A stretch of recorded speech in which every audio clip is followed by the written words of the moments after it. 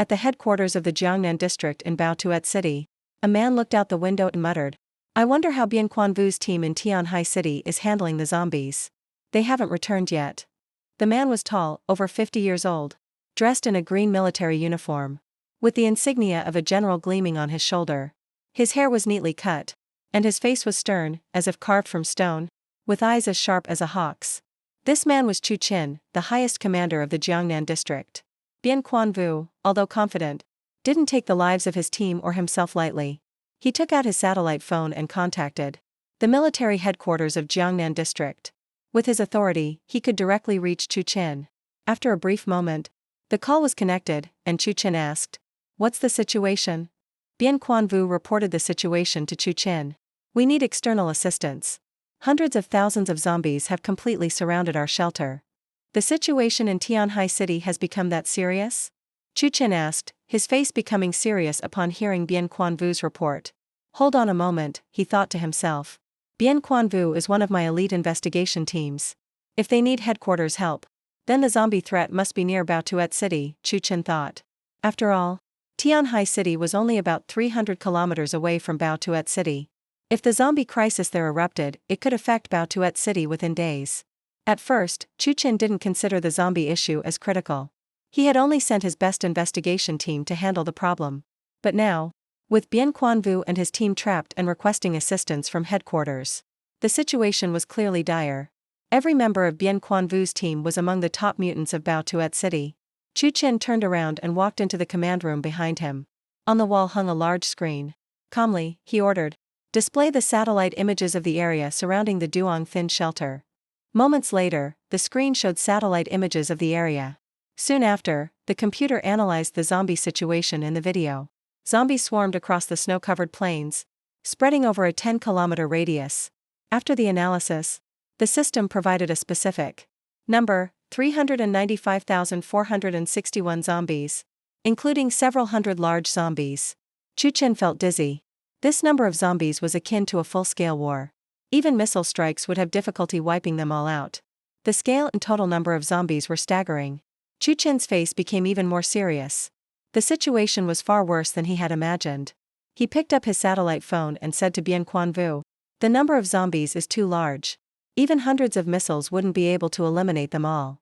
Bian Quanvu immediately understood Chu Qin's meaning. To major military districts, missiles were vital strategic weapons. Given the current state of weapon production, using just one missile meant losing one. Chu Qin couldn't use a large number of missiles to wipe out hundreds of thousands of zombies. Given the sheer number of zombies, the most effective method to eliminate them would still be to use nuclear weapons. Chu Qin spoke in a low, cold voice. "The Duong Thin shelter is 172 meters underground, with strong defensive capabilities. I plan to use nuclear weapons on that area to thoroughly eliminate the zombie horde." Chu Qin made the decision without hesitation. Upon hearing this, Bian Quanvu's pupils contracted. "But if you do that, all of Tianhai City will become a dead zone," he said. Chu Qin responded coldly, "There aren't many survivors left in Tianhai City, right? Sacrificing a few now to prevent the zombies from spreading to other cities is the most effective solution." Bian Quanvu knew Chu Qin wasn't wrong. The number of survivors in Tianhai City was likely only a few tens of thousands. Using this method was indeed the smartest option. However, it also meant they would be abandoned. Nuclear weapons would create an uninhabitable zone for humans. Bian Quanvu and his team wouldn't be able to leave the shelter and return to Baotuet City.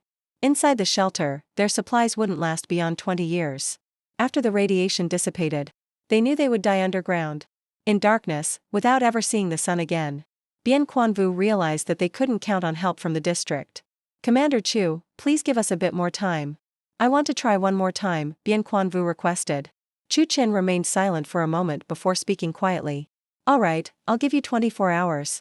If you can't resolve the zombie issue within that time, I will deploy nuclear weapons."